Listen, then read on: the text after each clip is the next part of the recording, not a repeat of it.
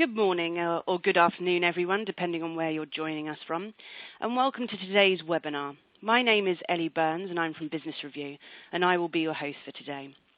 It is our pleasure to have Sugar CRM with us today, who will be presenting this webinar titled Joining the Dots, Empowering Front, Middle, and Back Office Investment Professionals to Truly Understand Their Customer's Journey. Today's guest speaker is Phil Winters, Customer Perspective Champion and Data Whisperer at Sugar CRM. Now, I'd like to welcome you to our webinar platform, On24.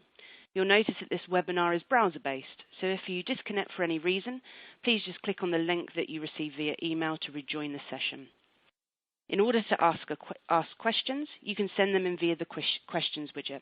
Just type them into the box at the top left-hand corner of your screen and click Submit. Now, please do ask questions. They're anonymous, and it's your chance to get the expert's insight. And we will allocate around 10 to 15 minutes at the end of the session to address any of these questions or thoughts that you might have. Please use the yellow Help widget if you require any technical assistance. You're also able to move, resize, and maximize any of the windows in front of you to get a better view of the slides. Now on to the topic at hand. Now, the customer journey is very, very important. In order to position themselves competitively, financial institutions need to rethink the customer experience. In particular, ensuring the dots are connected between the front, middle, and back office operations to improve transparency. Now I'm going to hand over for our expert today, Phil. Hi, Phil, and let him take over. Hi, Ellie. Okay, thank you, Ellie. Before I start here, let me just clarify one thing. I don't work for Sugar CRM. I am an independent consultant who has been focusing on customer journey, customer strategy, and most importantly, that ever so important customer perspective now for about 35 years. And I'm really pleased that Sugar CRM has arranged that I can share some of my findings with you here today. So don't worry, I'm not pitching software. I'm here to bring you some best practices and share some of my aha moments. And so I'm just going to dive right in here. Now, we've got quite a few people on the line, as I've seen, and one of the things I want to tell everyone here is that as I've worked around the world, throughout Europe, I do live in Europe, by the way, although I am American, across the North America, all around the world, I've discovered that there is no organization who is not already customer-oriented. And this is very important. There's so many consultants and specialists out there who are shouting and say, we must have a customer experience, we must be customer-oriented. To be honest, I've never met an organization who wasn't customer-oriented. You know, we all already have either formal or informal processes for targeting customers, for selling to those customers, for delivering those customers, and for supporting those customers. And those customers might be consumers, or they might be other organizations in business to business. But in all cases, what we're trying to do is make sure that the experience they have with us is always as good as possible. And although this is generically true for all organizations around the world, what I'm going to do today in this particular webinar is focus specifically on investment banking. Now, if you're not in investment banking, that's okay, because a lot of these same customer journey concepts and ideas I'm going to present for investment banking can also be applied to other areas. But today's focus is investment banking. And we know this. I mean, we know that we have some additional steps in investment banking. We have to sometimes help our potential customers, whether they be corporate, wealth, private individuals, or whatever, to prepare them for the awareness, because they might not actually know what they need. We need to establish our opportunities. We need to build a relationship and onboard, and we need to maintain and grow those customers over the long term. So this orientation to customers is very, very much there. Now, a lot of these aspects have to do more with the front office, but of course the middle and the back office want to be involved in ensuring that we do this very well. And what I've seen in investment banking as well as other industries is that a lot of the hot topics today are focused around making us better customer-oriented and improving that customer experience. So we're all worried about new channels out there. We've got social media, mobile, lots and lots of new ways of interacting with customers and staff. We are focused on our operational systems. We've got CRM systems, marketing automation systems. We spend a lot of time and effort on data warehousing, big data, lots and lots of the different topics. Some of us are actually moving now into using more predictive analytics also to try to understand the customer better with neuromarketing. Lots and lots and lots of topics here that we've got. Investment banking also, though, has an additional challenge that other types of organizations don't have, and that is that a lot of these front office oriented activities must be very, very, very carefully integrated with the middle and the back office functionality as well. So whether we're talking about risk or compliance or other types of back office automation to help us make sure and serve our customers, those groups no longer can be seen as separate offices, to be honest, although functionally we may have specialities. From the customer's perspective, we need to take a look at this, and I think a customer journey map is a fantastic way to do that. So we've got a first question here. Ellie, I'm going to turn it back over to you because I'm interested in knowing about customer journey of the people that are out there right now. Yeah, sure. So now we're going to turn to you, our audience, and ask about your customer journey. We want to know about your experience today, and as you can see, you have 4 answers. Please select one. Now those are: we have used customer journey successfully, we have used customer journey with mixed success, we have heard of customer journey but have not yet applied it, and customer journey as a concept is new to our organization. Now, giving you some time to answer those questions, Phil, how do companies go about identifying where they are in the customer journey? Well, I'm going to show you that a little bit in the slides to come. I think one of the big things, though, is that customer journey is one of these buzzwords that's been floating around for a couple of years.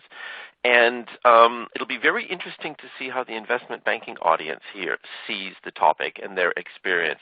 Because as soon as we've got some results, so I'm hoping everybody clicks on an answer there, I can actually quickly compare how this audience compares to the other groups I've worked with, both in the UK and around the world. Okay, great. Well, let's see what the audience have voted for. Now, that's interesting. So the top answer is we have used customer journey successfully with 25% of the vote. Now, are those findings a surprise to you, Phil? Well, let me look at all of them because I've got here on the screen customer journey as a concept is new, and that's 37%. We have heard of it but not yet done it. We've used it successfully, and we've used it with mixed result. I think in general, the bottom 50%, we have heard of it but not yet applied it, and it's a new concept.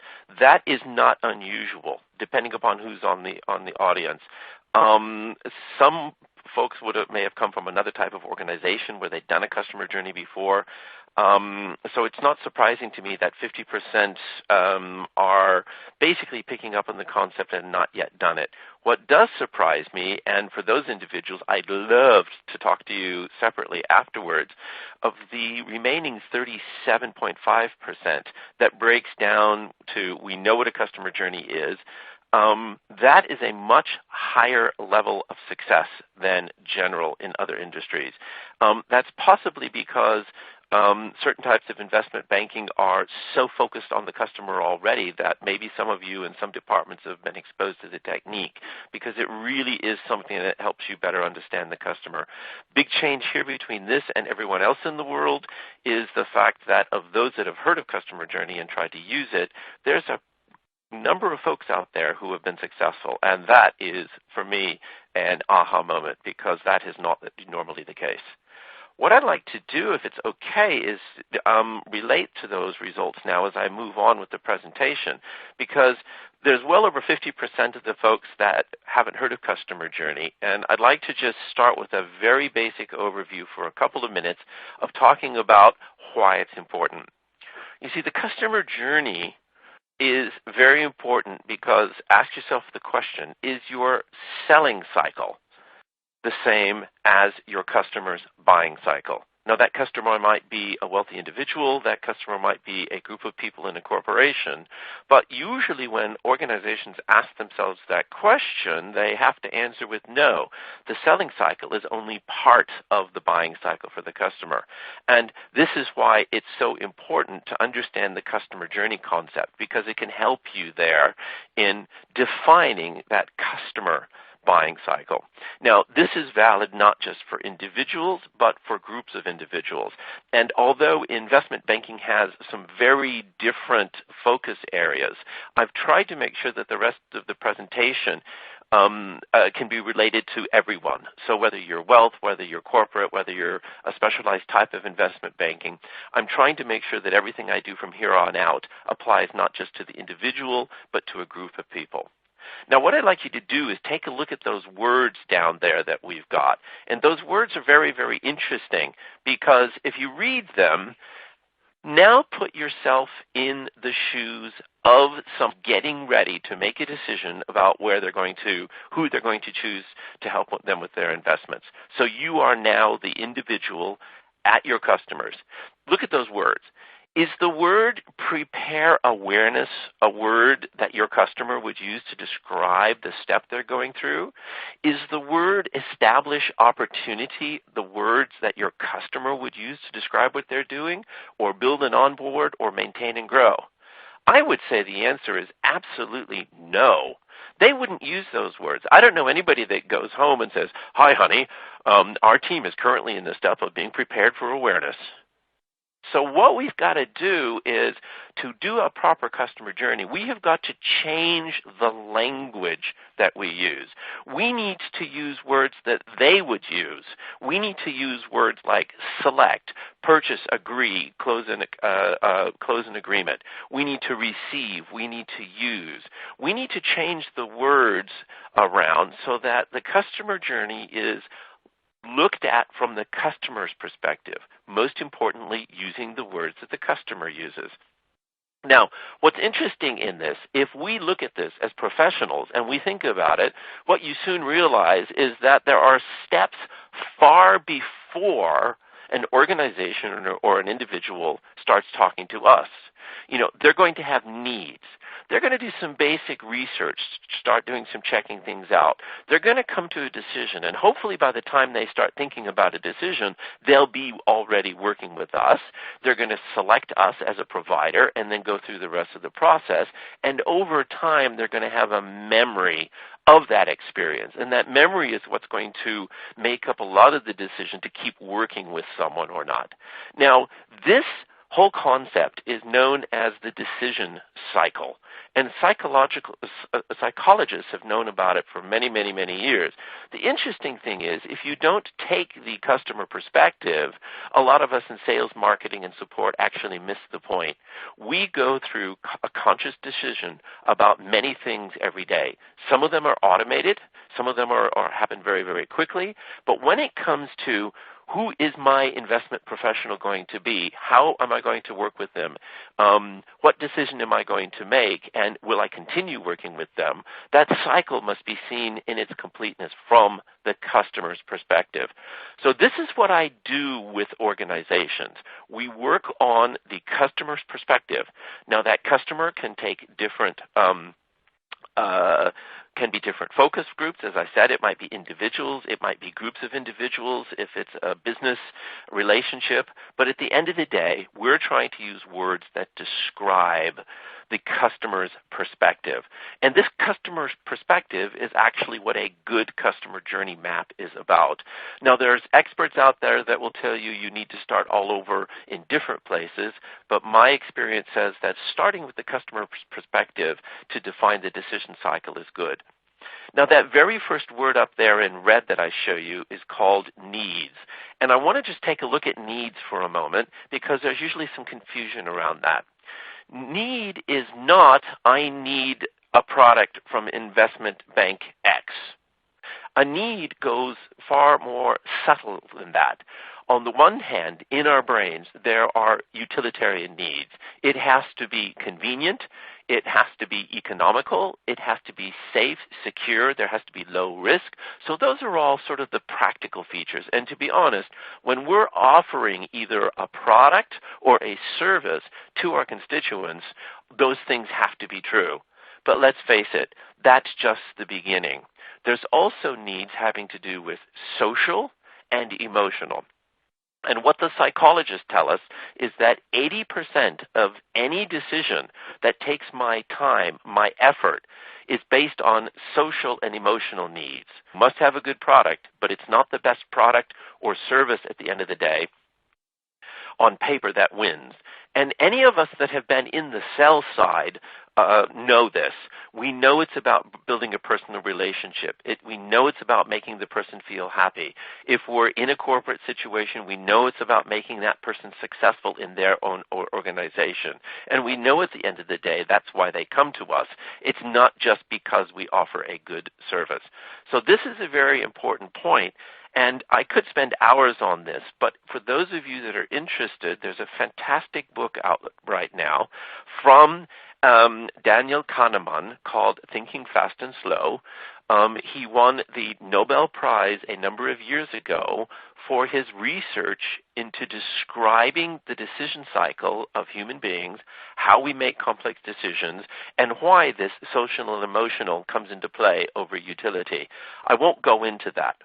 Why am I showing you this slide? Well, because when you actually take a look at the decision cycle, you may think to yourself, that's it. My customers are changing. They're actually changing where they do their decision cycle. My answer, no. Customers are not changing the basic steps in a decision cycle. As a matter of fact, the archaeologists and researchers tell us that humans have been making decisions in the same way, in the same linear process for over 70,000 years. Or you might say, it's because needs have changed. No, needs really haven't changed. You'll find different groups of individuals with different needs, but it's basically based on cultural or family or personal background. But we know the world's changing, and the answer for that comes here. The answer comes in what we call touch points. Now, many of you will be familiar with the concept of social media channels and multi-channel and all of the different buzzwords we use to describe all the new ways we have of interacting with individuals. But when you think of it from the human perspective, that individual focus, that we only can get information into our heads through our eyes, our ears, our nose, through our senses. And whereas 5 to 10 years ago in investment banking, the only way we had of getting information was to talk to our investment professional, in today's world, there's a lot of new ways that we have of going about gathering information, learning about things before we make a decision. And I think this is the fundamental point of a customer journey. Once you've got your segments identified in terms of needs, once you've got the very basic customer journey defined, it is those touch points that are changing. And the customer journey mapping can help you quite a bit. Now, I've got quite a bit of experience on this. I've now done, the slide's now out of date. I just finished another 200 over the last couple of weeks. So I've now done over 3,400 individual customer journeys through public workshops over the last 18 months. And as you can see, this applies to both consumer and to business across all industries. What I've learned, I've actually summarized in a very popular business book.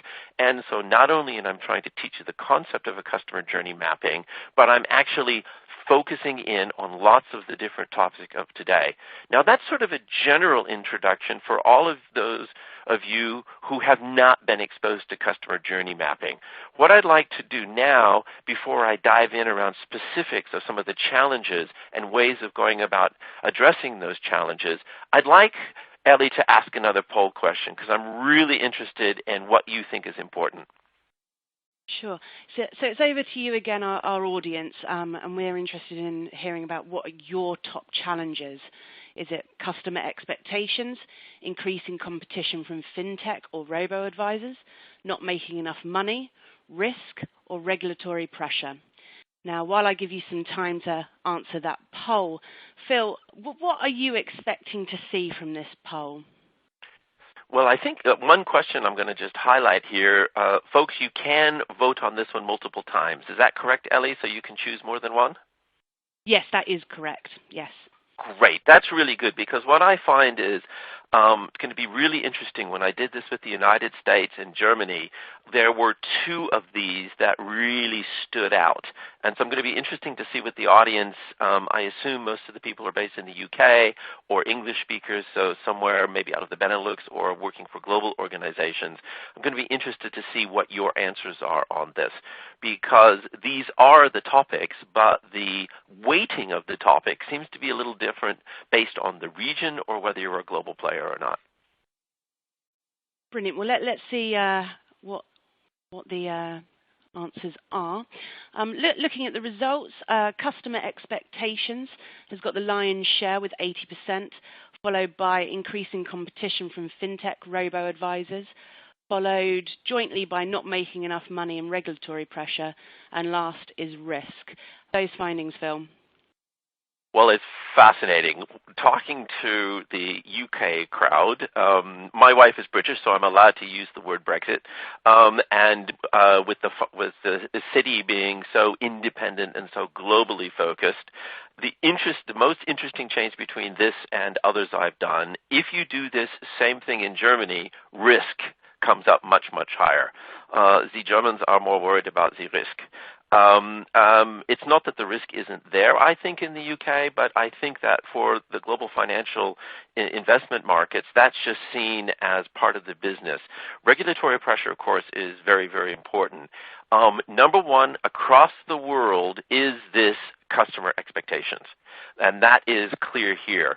It's very good that the number of 60% is very high for increasing competition, because that's exactly the examples I'd like to show you now of what you might do by taking a customer journey and addressing those top two challenges slightly differently. There's one other question we didn't ask, but I'm also going to go about showing how the different functions within the organization, the front office, the middle office, and the back office, can actually be pulled together in much more efficient ways to actually meet some of those customer expectations and maybe actually answer some of the questions around fintech and robo-advisors as well. So this is a perfect setup. I'm just going to keep rolling right on because it means I've guessed correctly. Right. Let us take a look then at, this is a mock-up, and of course the words are not perfect. The words for your specific target audience, their customer journey, might be slightly different, but I think this is something that everyone can relate to. I'm taking a look here at someone who is going through to make a decision to sign a contract with you for your services. Now, we're not yet to the point they're actually buying things from you. This is more about them handing over their assets over to you to help them manage and help them grow. So here we have a basic chain. What you see there are some needs. You see a step where they do some research, they do some comparison, they actually sign an agreement with you. The using phase, of course, is very, very important because it's a very long-term thing that you're hopefully doing with them, and of course they're going to have a memory of that experience. At the top, you also see maybe some of the criteria that they use, the milestones, to go from one step to the next. Now, in the good old days, it was very, very easy because basically, regardless of who our target audience was, they had to come talk to us. They had to come talk to an individual. I've called them agents here, and I don't, you might call them brokers, you might call them whatever the term is you use for the human being that sits between your product and services, what you offer, and your end users, whether those are consumers or teams of people within a corporate environment. And that was the old days. And that was a wonderful place to be because basically that's the only touch point they had. And we all know that part of our job was that if they didn't know what their needs were, we had to actually sort of do a pre-step. We had to go through and help them awaken their needs and say, hang on, do you need this? You might need that. Let's talk about this. So before they actually started concretely deciding to go with someone or to take a new product, to take a new service, to take a new fund, to pick up on one of your investment decisions, sometimes we knew that we had to go through and awaken that need of theirs. Now, that was the good old days. And something quite radical has happened over the past, and that is the fact that there seem to be three things happening to affect this. Number one is that very, very big topic we saw with 80%. We saw that the customer, in a lot of cases, is not always using us as the number one touch point. They want to be more in control. I'm going to talk a little bit about what that means. Then on the other side, because the customers are much harder to deal with and we might not be getting to them early enough, or when we're working with them, we really need sell-side speed. Now, I could talk about buy-side as well, but for the purposes of my examples, if it's okay, I'm going to focus on sell-side for both types of investment banking.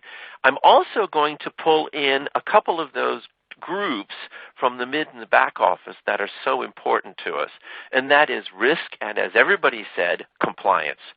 So in the old days, the sell side was the agent, went out, didn't have to worry so much about compliance. Risk was actually a downstream activity, not an upstream activity for many of us, and we didn't have to worry about the customer being controlled because we were their one touch point. What I'd like to do is walk through and talk just a little bit about what has changed there. What has changed from the customer's perspective is this. The customers now have many, many ways of going through and making that decision cycle, either to work with us as an organization or to decide what it is they want to do next when some sort of funds become available and need to be balanced out in some way. They might go through us, but they might not. They may choose one or more alternate touch points that they choose to go through, whether that's online or on the phone or one of the more modern or do it over the mobile or whatever. That's totally dependent on the audience, but it's their choice. It's the touch points that are their choice. And so one of the things we have to do is we have to use the customer journey map to go in and take a look at our audiences and say, okay, which type of individual is where? What sort of way do they wish to interact with us, and how can we manage that? Now, I'm going to show you two examples very quickly because it's the two big groups. We have the big group of the digital natives, if you will. By the way, I hate that term because I'm working with grandmothers 10 years ago who have already gone digital in many ways. But the first and most important one is that of the agent, because what I find is that there's still many individuals and many corporations that do want to have the broker or the individual as their main contact. But that individual has a challenge because if they're not careful, they may have far, far much to do. Now, if you're in management and you have brokers, you have people that stand between you and the ultimate customer, I'd like you for a minute to just think about them for just a minute. So we're looking at the sell-side individuals that focus on the customer. Now, how do you drive them? Well, in the old days, we would pay them good commissions. And to drive behavior, it would be a combination of carrot and stick. You're going to get good commissions for selling this sort of thing. And by the way, you need to be compliant and fill in all these forms, other than you can do that. But if you think of it, the sell-side individuals, they're people too. They also have needs. And remember that list I showed you before? Yes, the good commission is fantastic, but it's a utility need. There's also lots of other needs that our individuals have as they work with the customers. They want their targets to be easy to achieve. They want to have work removed from their process that they don't like to do. Maybe it's absolutely necessary, like compliance, but they'd like to have it automated and done as much as possible for them. They want to focus on what they do best, which is the individual conversations with the individual to convince them and to coach and guide them to take a product or service. They also, to be honest, are humans. So they have a social need to show their boss and their colleagues that they're in control of this, that that the risk and the compliance that we now have to follow is totally sorted out, and that I'm making my commissions without having to work too long. Now, here's the secret one I've discovered as I talk to sell-side individuals. They also want to have happy customers. Yes, I know we go out to the pub at night and talk about the great commission I just got because of closing some deal, but all good sell-side people know you have to have happy customers. This is not about the quick deal. This is about a long-term relationship, and the way we are successful, the way we're profitable and grow, is making sure those customers who are satisfied. So if you look at the sell side, one of the things that a customer journey can do is help give you a new orientation to the sell side. Actually, this applies to the buy side as well. But I'm going to focus on the sell side and say, okay, how can we use the customer journey to actually help drive some of those individuals? Well, one of the things you can do is you can go in and say, okay, well, how do those sell side individuals for the target audience have to go through the customer journey for the end consumer? What is it they have to do? How do they have to go through? What are all the different things that they do? And is there any way that we can remove some of those activities from them, maybe automate them with our CRM, automate them with the marketing automation, automate them with some technology so that the individuals are in control, but they only have to focus on the things they actually have to do, which is have the phone call, run the meeting, protocol the meeting, things like that. Now, if you can be offering that sort of an integrated framework to your individuals, then they actually then end up doing much more of what you want to do, and one of the biggest challenges of guiding the agents to be more efficient and more successful is taken care of. Now, when I do customer journey workshops, one of the things that happens is that I get to this point with an organization. I can work with any organization and do this high-level journey mapping in about 2 days. It doesn't take that long, even if you're a complex investment bank. Believe me, this is not a 100-man-day consulting project, because you have the expertise in-house of knowing what to do. As a matter of fact, what I find is a lot of times there's already best practices, and the customer journey map for both the agents and for the consumer or for the final customer, it's more of a matter of consolidating them, structuring them, and solidifying them. The big challenge comes when you try to roll that into your operational systems. The times when I've taken a very clear map like this that everyone can relate to, and then we go to the CRM system or to the operational system that the brokers or the sell-side individuals have to deal with, and all you see is 127 fields of information on the screen. And, of course, what I've done here would add more fields of information to the screen. You can't think of that traditional CRM approach of dumping fields on a screen as being something that's really going to help somebody in their day-to-day process. So what I've done for you here is I've taken a CRM that can do this, and this is where I'd like to thank Sugar. They actually have a customer journey module built into their software, and I've created one of the investment bank small customer journeys. Now take a look at the words. I've got 3 steps here. I've got 3 steps for the sell side, and I just like to go through them so that you can read them on the screen. The first thing we have is, of course, we do have a prepare and awaken stage. We have establish an opportunity stage, and we have a negotiate and onboard stage. What you see underneath each one of those are the things that we've identified that must happen from not only a compliance standpoint or a risk standpoint or just a good best practice internal standpoint, but from also the customer's perspective. And as we start working with someone, we will be able to go through and either ourselves check off those activities so that it's fully compliant and documented, or possibly in some of them we have an automated system with a workflow and a marketing automation that's sending out the things for us automatically, walking us through this process so that every step of the way we know exactly where the customer is. If we start moving through the process and there is something incredibly important that's been missed, we get this very quick visual of saying, hang on, I can't move this one forward because there is something that must be completed. In this case, it's something for risk and compliance that has to be done. I can go back and I can take care of that. Now, what's interesting about this is this incredibly visual way of doing things actually integrates not only your traditional CRM and all the fields of information, it not only integrates a various back office processes, but for me, it visualizes from the customer's perspective. And we can go through here and make these as simple or as complicated as they need to be. When you actually give this sort of a tool to your sell side individuals, what my feedback is they love it because it's incredibly visual. They see instantly where a particular client is on the journey to onboarding, when the onboarding is completed, possibly somebody else can take and can become involved here with the next step. But if you can see that screen, I know it might be quite small if you're looking on this on a mobile device, but hopefully you're on a big screen. You're going to see a couple of things here.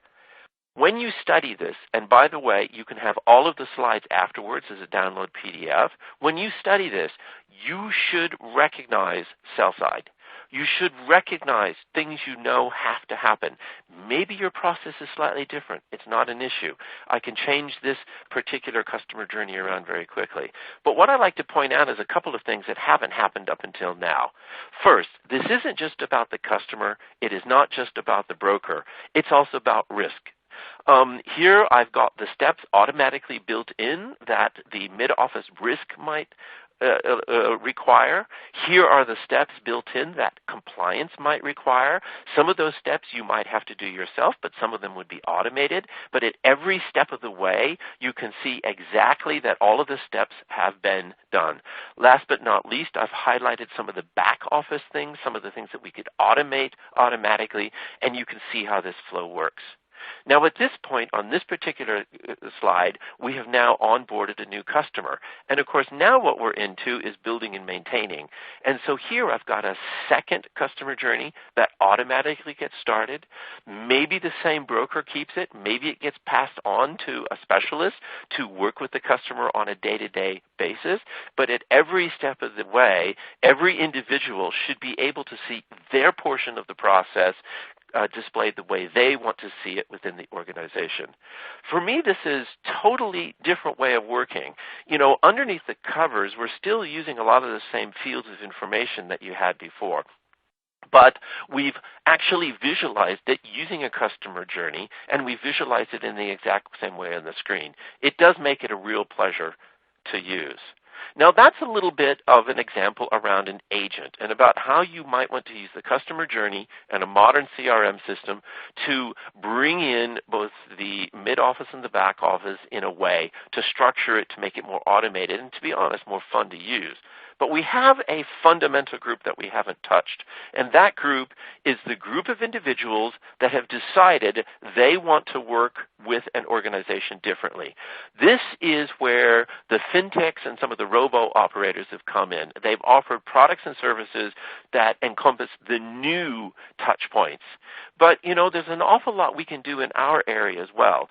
If you think about it, what we have to do with our different way of doing things is we have to get to those people individual, and we have to offer them something that is modern. As a matter of fact, one of the things they want to do, if you are a modern individual and you are using modern touchpoint, what is a robo? Well, if you're in investment banking, basically those people that are out there, they want your screen. They want the screen that your brokers work with. And I assume your brokers are already using systems like this. This is an example in Sugar of a sell side application where you can mix and match lots of things that the sell side might need to be able to make decisions for those clients where they need to help directly. But if you think about the modern user, this is what they want to do. They want to do the same sort of thing. They want to go in and use the same sort of screen as you have. And one of my questions to you is, why not? Why not give them a portion of your internal screen. Make it so that they can go in and do the exact same sorts of things as you can. Am I suggesting that you totally abandon them to automation? Absolutely not. But what I am saying is, if this is the way that they want to work, then we need to be in a place where we can offer our products, our services, our ways of interacting, not only to our agents, but also to the individuals out there. Would you give this level of detail to absolutely every customer? Possibly not. But you need to be thinking about that. So in other words, maybe this sort of screen, say built in a CRM, should be available to your clients. And of course, if they're using your interactive, modern, digital, robo-style application, then you know what they're doing. Now, another major challenge we all have very, very early in the process is that we want to be able to capture new individuals very quickly. As a matter of fact, in the wealth area, this is one of the biggest challenges. I don't know if the statistic is true, but I've heard that when a current wealth client passes away and it's inherited by their children or family members, there's a 98% chance that you will lose that account. One of the reasons is because the older generation wanted the individual broker. The newer generation wanted more of a modern way of interacting and helping make the decision. So we have to be thinking, an investment banker, how do we get to these people individual? This is true in corporations as well, as the younger generation comes in. And one of the things I talk about doing is, well, way back when they're starting to look at options, we need to know which initial touch points they are using. How can we capture them? How can we transfer them down onto a more relevant touch point, possibly our website, possibly for a chat, possibly to a demo video, getting them interested in, oh my gosh, this is a new way of working with an investment bank. I like this. I'd like to know more. So we're using the touch points to choreograph back down to our systems. Now, you're saying, okay, Phil, that's great. You showed us how we're just going to give them all of our IP, but what's in it for us? Well, what's in it for you is right here. You have the ability, of course, to still push them relevant messages, to make relevant suggestions. They may not want emails from you every day. They may not want to talk on the phone or have meetings with you, but usually the modern people do want your advice. So what I'm saying is we need to take our good internal systems and make them more available to the external. And of course, if you've got the right platform, that makes it much easier. At the end of the day, what is it we're trying to do? We are trying to make sure that regardless of the type of client, whether they be wealth individuals, whether there be corporations where there's a team of individuals making those decisions, whether they're early in the journey, where they're working with us, we want to be able to see all the overviews of all of our customers at once, regardless of the type of journey. It may be a journey that's a traditional agent. It may be a journey that involves self-serve and more of what I just showed you by giving them the screen and pumping them things more automatically. It can be all sorts of things. But what I want to do, I want to see at any time exactly where my customer is, regardless of the type of small journey that they're on. And remember, these journeys can be very small. We may have little risk journeys that we do in between. We may have journeys for compliance. All of this is a way of visualizing and making it possible for people to get their jobs done more easily. I think this is an incredibly powerful tool, the customer journey mapping, and of course being able to put it into a CRM just makes it all that much easier to know exactly what the next steps. So I'm not going to go into this. I have shown you one example of a flexible CRM, including a customer journey, and how you might go about addressing some of the challenges of not only the changing customer behavior, but how we can integrate both the front office, the mid, and the back office by using this way of visualizing. I'm sure that the Sugar CRM folks would be more than happy to show you more. One of the reasons this is so important for me is because I think we don't just have two groups. There's not just a digital group and a traditional group. I think we're going to see more and more of a group of people that wants to have their own way of being choreographed through the journey, through the combination of traditional and new channels. And we need to be set up for both so we can mix and match depending upon our customers' requirements. Now, that was very, very fast. I've got so much I'd like to share with you. I hope we have lots of questions here because we're going to have some time now for some questions. I do have a book that has a lot of this in it. If you're interested, you can get it on Amazon or off my website. There always comes the question about what you might want to do next. Well, if you're interested in customer journey and have never done it before, I'm about to turn on a little online course. It will be free, where you can go through and practice customer journey yourself. To do that, you just need to sign up on my website. You will not get a phone call from me. Don't worry, I'm not into selling anything. If you're interested in the book, Sugar has been kind enough to sponsor a part of that for you. There's a 20% discount if you use the discount code over my website. And most importantly, if you want to sit down and have a bit of a chat more about this, Sugar's offering an innovation workshop, and I am involved in those as required, where we sit down and show you very concretely some examples, because every single type of investment bank, or for that matter, any type of organization, is always slightly different, and it's much, much better to sit down together and take a look at that. There's also a link there at the bottom if you want to see some more videos and things of how this might be mixed and matched. But from my side, Ellie, I think it's time we take some questions. Do we have any? Yes, well, let's just give our audience a bit more time to submit. It is anonymous. This is your chance to ask Phil your questions about the customer journey. So while we're giving them a chance to do their questions, a question for me, just a general one to kick things off. Mm-hmm. In your experience, what's the most common question asked when looking at the customer journey? I think when you look at the customer journey, that it's more of an aha moment as people say, oh my God, the language we've been using to describe the customer experience or describe the customer journey is our language. It's not the customer language. And so I think that's the biggest aha for all of this, is just getting the right group of people in a room. And as a matter of fact, you don't need a lot of external consultants to do this. Usually you can do this by getting a group of 6 to 12 people in a room, and having a bit of a chat with it. Some of the examples from Sugar can help sort of focus things in quickly, but it's just changing the language. It's just taking that customer perspective and saying, okay, we have a lead generation process at the moment. When we look at that, how can that customer perspective help us visualize that, make it a little more solid? What are the best practices? So I think that's one of the big aha moments for me, is when people realize this isn't rocket science. You can take existing processes or sub-processes or ways of doing things and do things quite quickly.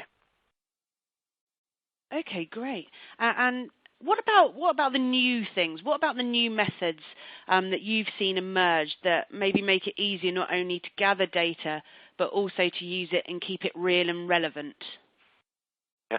Well, I think one of the big things is, this is not true across the board. One of the best organizations I've ever worked with, the champion of the customer perspective and customer journey, actually came out of IT. So I'm not going to slam an entire department, but things have changed over the last 5 or 10 years. When it comes to some of the technology things we can do for gathering data, assessing data, making sure it gets quickly on the screen. I mean, just take a look at the Sugar example I showed you here. Who else is doing that type of visualization to make life easier? I mean, everybody's still slamming fields on the screen. I wouldn't take those traditional approaches as a valid way of doing business. A lot of these techniques can be turned on for small groups of people very, very, very, very quickly, and that's one of the big things. I think one of the other things that comes up for me in the whole customer journey concept is many people get exposed to customer journey and customer experience by first looking at channels. So they start off and they say, Facebook. So what are we going to do with Facebook? Or they say LinkedIn. What are we going to do with LinkedIn? Well, when you actually take a look at this customer journey perspective, what you find is that there are different touch points that play a role in different ways depending upon where you are in your own decision cycle. And that's something that has to be understood. It's the equivalent of sort of going to B&Q or Home Depot and buying a big hammer and say, okay, we bought the big hammer, what the heck are we supposed to do with it? Which is why I always recommend to people looking at customer journey and trying to optimize. Take a look at your existing processes, but take a look at as a journey and try to focus first on the steps that need to happen before you take a look at the touch points and what touch points should be prioritized. Because usually by going through that, you come up with a very solid list very, very quickly. Okay, great. And I'll just take this moment to remind those listening in that this is your chance to ask questions. It is anonymous, so please submit your questions now. On to the regulatory pressures. Are there any upcoming regulation that could provide more pressure for the financial sector? How is that shifting and evolving, do you think? Well, one of the things that I found among regulatory and compliance, all of that started not because we were all trying to go out and cause world disaster. It started because there needed to be some extra controls in place. And at the end of the day, those controls were designed not just to help our organization, but to help our customers, to make sure our customers were not at risk. And so a lot of this visualizing through the customer journey makes it a lot easier to discuss with customers much earlier what it is we're doing about risk to manage their risk, what their exposure is, how we're being compliant and informing them. A lot of the compliance thing also came up because of a needs around data capture and the need for data privacy. But the funny thing is, when you do customer journeys from the customer's perspective, my finding is that people are actually willing to give you fact-based data if you tell them what you're going to do with it. And maybe very early in the customer journey when they've not yet built up a relationship with you, maybe you have to be a little careful. You have to do a little bit more explaining of what the information that they give you is going to be used for. But they understand give to get. It's a basic human feature. It's called reciprocity, where people, if they see value, they will actually do something for it. And when we talk about revenue generation, I think, because I see here there's a question about improving revenue growth being very, very important, I think that's actually one of the major topics. We're only going to improve our revenue generation when the customer we're working with understands that they're actually getting some value. So if the traditional customer is working through a broker, if there's a team of people working within an organization, maybe they're not coordinated together, maybe we can help that coordination on the decision making. If it's a new style user who wants to use more of the modern touch points to sort of make and take decisions, anything we can do to be providing them for that.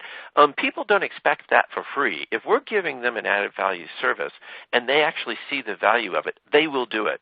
And I think that's the big advantage that traditional investment bankers have over the robo-banks at the moment. There is no human involved in most of this, unless you're having a problem with the system and don't know what to click on. So anything we can do to add value where we take our expertise and start packaging it and presenting it to folks, maybe in a good CRM system, in a different way so that they can interact with the system, I think there's money in that. I think in investment banking, we've just started. I think the change is going to become much bigger as there's a generation change going on. And I think that's something that's really, really important for everyone. Okay, brilliant.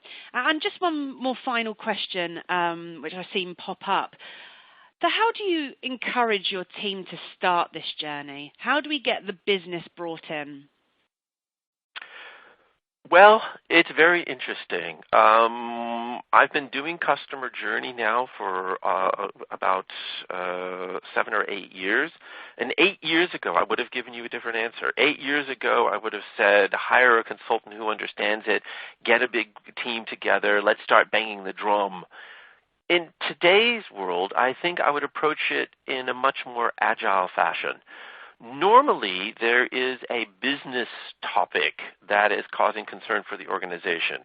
Maybe it's lead qualification. Maybe it's a lead nurturing and transfer. Maybe it's signing them up. Maybe it's this automation of maintaining and growing. But every single investment banking organization will have a priority. My suggestion today would not be to start with the big bang project, but to start with the customer journey concept and focus it in on a process that is currently causing you concern. Either it's a positive concern, and it needs to be done more efficiently, or a negative concern because it needs to change. And that focusing in on a sub-process, visualizing it, sitting down and working. For that, you don't need lots and lots of consulting to begin. It can be done very practically. I've got a lot of examples in my book. If you want to chat with the Sugar folks, they usually have lots of these small journeys already built up so they can give you some ideas.